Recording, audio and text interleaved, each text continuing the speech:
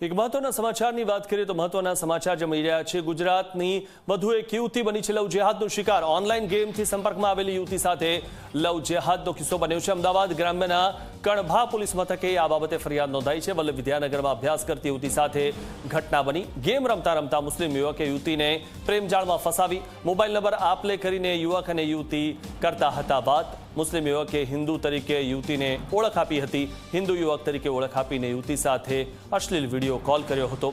26 વર્ષીય બિટ્ટુ ખાનની કણભા પોલીસે ધરપકડ કરી છે। મિસ્ટર સોનુ નામથી આરોપીએ બનાવ્યું હતું આઈડી। આરોપી બિટ્ટુ ખાન મૂળ મધ્યપ્રદેશના ગ્વાલિયરનો રહેવાસી છે।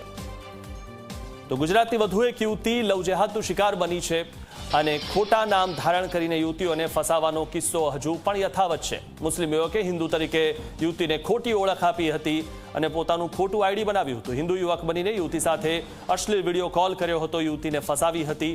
હવે આ જે યુવક છે તે ધરપકડ તેની થઈ છે। 26 વર્ષીય બિટ્ટુ ખાનની કણભા પોલીસે ધરપકડ કરી લીધી છે।